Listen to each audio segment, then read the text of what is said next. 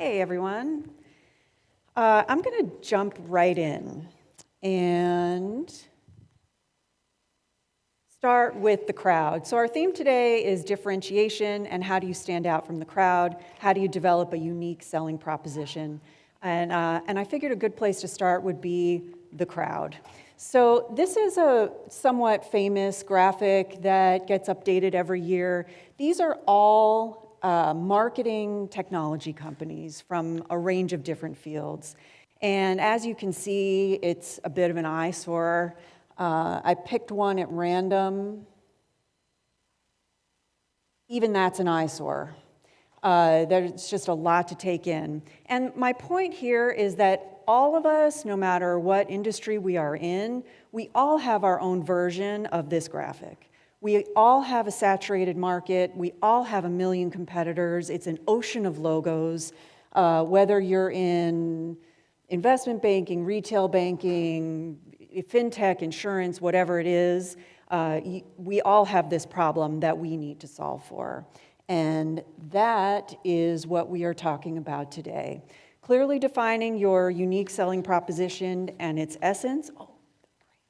Understanding why a simple, unique selling proposition can set you apart from larger competitors, and how to transform that into tangible income for your audience. And again, my name is Erin McReynolds. I'm the VP of Marketing and Client Experience at Fremont Bank. Fremont Bank is an awesome part local, part regional bank, top SBA lender, top workplace, top corporate philanthropist, and we're kind of scrappy. We do a lot with limited resources, which I don't know if that applies. Does anybody here have that similar? Yes. Yes, you have to do a lot with as little as you can. So it's from that perspective that I can offer some insight into how to differentiate your business. So a unique selling proposition is a simple statement that articulates how your company adds value and how that value is better than the competition. The way I think about this is what makes your business special and unique. Very simple. Simple but not easy. And below is a template, a fill-in-the-blank template that's pretty good, that captures kind of all the key points. And I've seen that around quite a bit. And I filled it in. I just kind of made this up as an example using my own experience at Fremont Bank. So you want to start with who your target customer is, what they need, what you are offering, the category, and the benefits, okay? And I color-coded it so that it would make it easier to see what information applies to what fill in the blank. For the East Bay or Tri-Valley business owner, which is one of our target audience groups, who needs a business loan, which is one of the products that we offer, our relationship-based lending enables business loans that are outside the box of what you'll find at other banks. So it starts to get to the heart of why you would choose Fremont Bank over someone else, what makes Fremont Bank's offering different than all the other logos that we all see every day. And there are three places where you go for information in order to create a unique selling proposition. One is the business itself. Another is the customer and what they care about and what matters to them. And the third is the competition and what you see as missing or insufficient in the competitive landscape.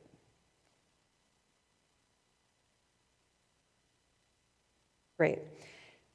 Okay, so in order to create a unique selling proposition, you need to capture some data. And let's start with, so we'll go through the three circles of the Venn diagram and we'll start with the business. And one place that's really helpful to look at is the origin story of the business. Why was this business founded? Why does it need to exist? For example, in the case of Fremont Bank, the owner's father had a construction company and missed one payment during the Great Depression, and the company was shut down. And he saw this happen to his dad and decided that there has to be a better way to do banking. And so now here we are with Fremont Bank, which again is much more relationship oriented, more personal, little more flexible in some ways. So you can get to the heart of how or why a business is unique from looking at the origin story. And then also leadership. Leadership is always going to have an opinion, and there are going to be things that they'll want to see. Primarily the mission, vision, and values. They're going to want to, people to know what the company stands for a lot of the time. Sometimes they want you to feature the largest revenue stream and the product that generates the most money. Sometimes they want the opposite, and they want to ramp up a product that is lagging, and so they'll want to feature that. So you definitely want to talk to them and get their input. The competition. You can pretend to be a prospect, open an account. I have accounts at several different banks to see how they work, see what the apps are like. You can set up demos if it's a technology company that you're working for. Look at the website, the social media. What are they featuring? How are they talking about it? And if possible, you can make a spreadsheet and start to document what you see, because if you see people talking about business loans, in my case, in a particular way, you can then change your language so that it's not the same as what everybody else is saying, right? So it's valuable to know what the competition is doing and what they're prioritizing, how they're talking about it. And lastly are the clients, lastly but most importantly, frankly. And nothing beats an interview of the client, in my opinion. Many people do surveys. I too do surveys, and surveys are great. The problem with a survey is that as whoever writes the survey, it's their language. It's not the recipient's language. And I don't know if you've taken surveys where you've been like, none of these answers apply to me. Why are you returning this item? Is it too big? Is it too small? Well, no, it just doesn't fit. But that's not one of the options. So what am I supposed to say? It's that kind of tangle that you can get into, and that will cloud your data. So you get kind of cleaner data with interviews, even though it is more time consuming. It's a little harder to do. You can also talk to your sales team. The sales team should know the clients pretty well, and you can get some information from them. A couple of things to note in particular would be decision criteria. So as they're evaluating your offering versus other offerings, what are they looking at? Is it that relationship-based thing? Maybe they don't care about that. Maybe all they care about is rates and terms. Is it your app? Is it certain aspects of your app? Find out what the criteria are that they're using to evaluate you versus competitors, and also what success looks like. Success does not mean I got the loan. Success means I hired 10 new people, or I bought more office space or new equipment. It's what you're going to do with the thing that you're shopping for. And you want to understand what that is, because then you can start marketing into that space. So buy new office space, get a loan with us and get that office space of your dreams, things of that nature, right? It's helpful to know. Why they convert, what was it that finally pushed them over the edge to go with you versus someone else? And then lastly, why now? This is such a useful question for marketing. I wrote a blog about it. What happened? Something changed between yesterday and today, that yesterday they were fine with the pain that they were experiencing, but today they took action and picked up the phone to call and find out what's out there. So what was that? They filed their taxes and they found out what their tax return is going to be, or there was an earnings report, or they had a fight with their spouse. Who knows what it is? But understanding that, because that's another space that you can market into pretty easily. Did you just file your taxes? Well, here's what you can do. Did you just get a terrible earnings report? Here's how we can help you. Provides a great way to differentiate your business. Some examples and concepts. Okay, we make the best fried chicken versus we make fried chicken using a family recipe with 14 herbs and spices. So there are a couple of things I want to point to here. First of all, you want to go from something generic to something that's alive, something that has personality, something that has color. And in this simple example, just adding a few details really does help bring it to life. Is it unique? No. But unique's a big word, and I mean, when I think about that, I can only think of one thing in all of existence that's actually unique. And you're probably wondering what that is, so I'll tell you at the end. Ask me at the end, and I'll tell you. Unique is a big word. It's tough to get there. Another thing to think about is layers. So 14 herbs and spices is better than we make the best fried chicken. That maybe is phase one. And then you might want to move on to phase two. So you don't have to take it all in one bite.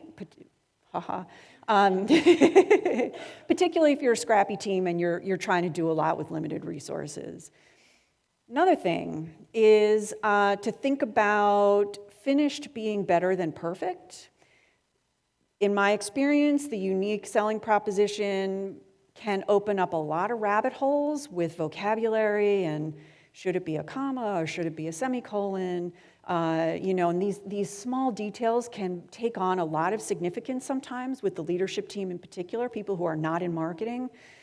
So you just want to think about, how far do you really need to go? What's the end game here? And what do you really need your selling proposition to do for you? And then what's the minimum viable strategy to get there? And that can help you because, again, unique is tough. It's hard to get to something like that, and it takes a long time. Taylor Swift, album tonight, I think, here on the West Coast.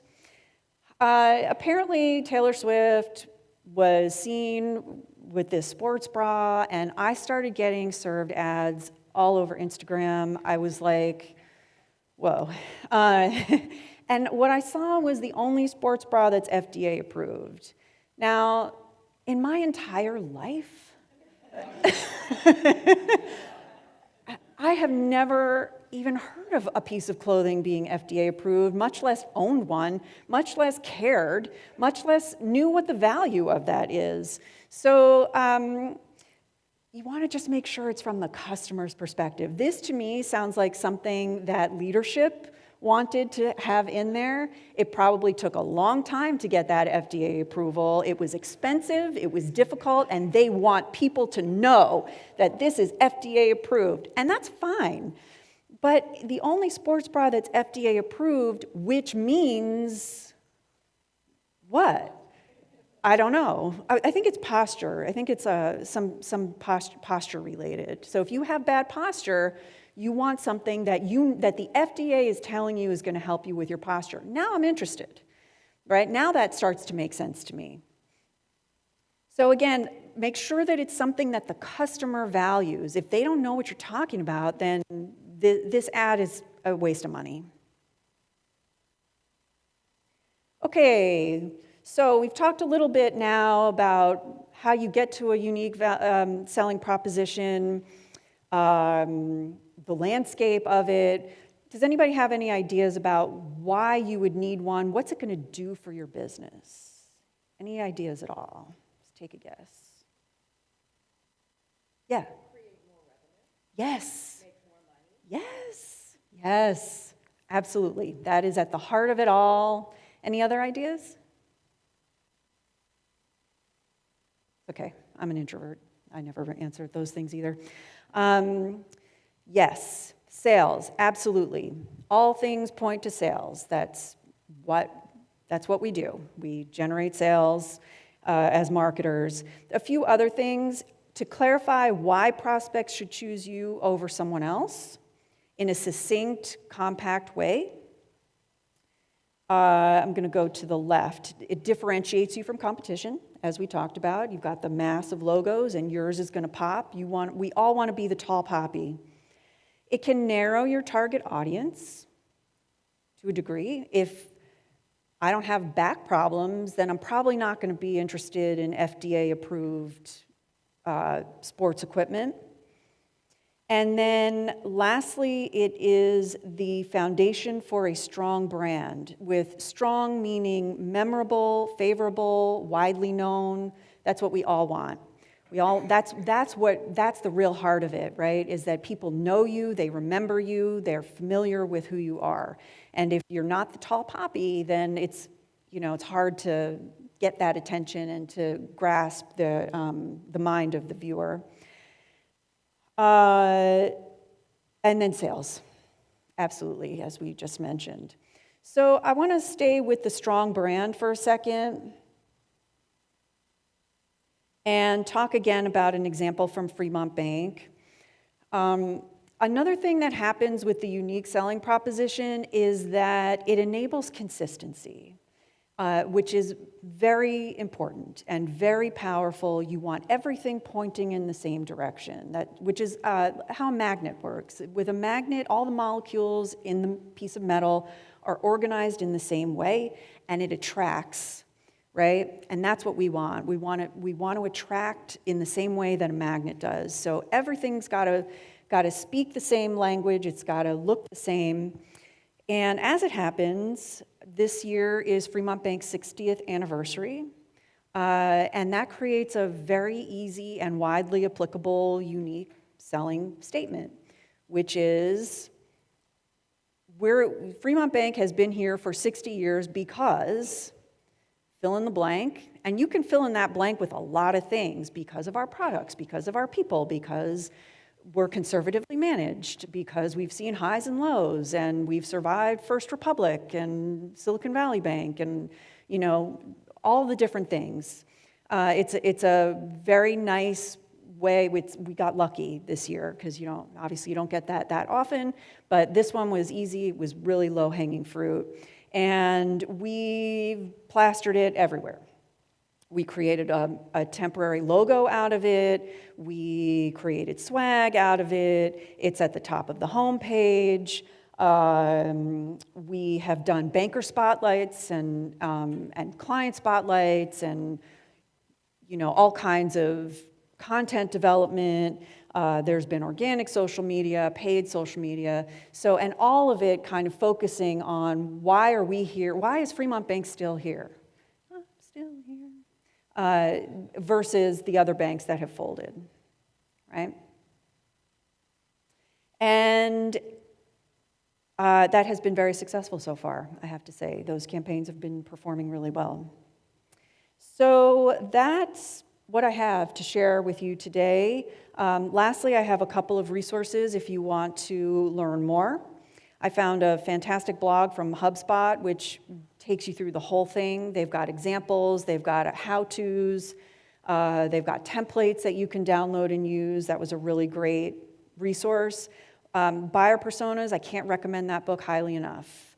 That book, and there's also a companion class, like a certification that you can get.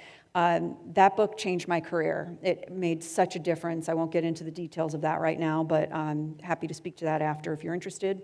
Marketing from the Inside Out is definitely written for smaller businesses, but the concepts apply about how to get to those values, how to get to the mission statement, what to do with them, how to align everything and everyone pointing in that same direction. And then lastly, Positioning is the most famous book on this topic ever. It's still widely used and widely known. So if you're interested, you can check that out. Go ahead. Thank you. Thank you. We have several minutes, so does anyone have any questions or comments from your own experience? Anything you'd like to hear more about? Oh. Yeah.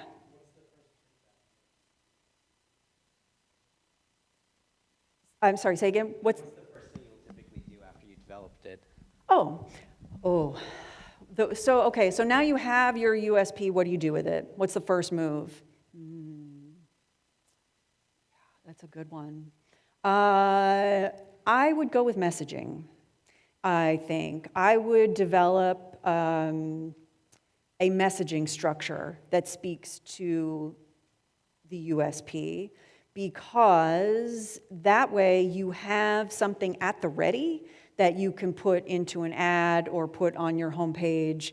You have a couple of different, what I mean is you have a few different ways of communicating what the USP is, and then you're sort of ready to go. Once you've got the homepage banner, you can use that language in order to fit it in and get it out there via as many channels as possible, but also, again, maintaining that consistency. Yeah. Anything else?